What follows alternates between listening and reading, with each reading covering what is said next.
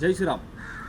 धाराशिव शहरातील मोठमोठे बेकायदेशीर कत्तलखाने प्रशासनाच्या मदतीने मागे आपण 2 वेळा उद्ध्वस्त करून टाकले, तरीसुद्धा या गोमाफियांनी प्रशासनाच्या नाकावर टिचून पुन्हा मोठे बेकायदेशीर कत्तलखाने उभे केलेत आणि त्या ठिकाणी दररोज राजरोसपणे गोवंशाची कत्तल करून त्याचं मांस बाहेरच्या राज्यांमध्ये पाठवलं जाते।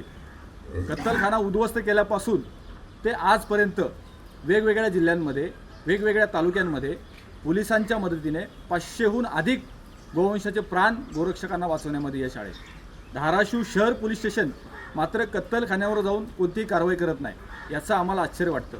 धाराशिव शहर पोलिसांचा आणि कसायांचे आर्थिक लागेबंदी आहेत का? धाराशिव शहर पोलीस कसायांना पाठीशी घालते का? त्यांच्या आशीर्वादानेच हे कत्तलखाने चालू आहेत का?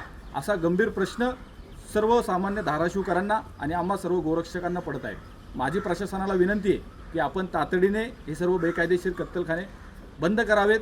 स्वतः लक्ष घालून त्या ठिकाणी जे सराईत गोतस्कर आहेत त्यांना तडीपार करण्यात यावं। असं जर आपण कोणती कारवाई न केल्यास, कत्तलखाने बंद न झाल्यास आम्ही सर्व गोरक्षक हजारोंच्या संख्येने या खिरणी माळ्यातील बेकायदेशीर कत्तलखान्यामध्ये घुसू आणि सर्व कत्तलखाने उद्ध्वस्त करून टाकू। आम्हाला कायदा सुव्यवस्था बिघडवायची नाही, परंतु प्रशासनाने याची गंभीर दखल घ्यावी ही आमची प्रशासनाला नम्र विनंती।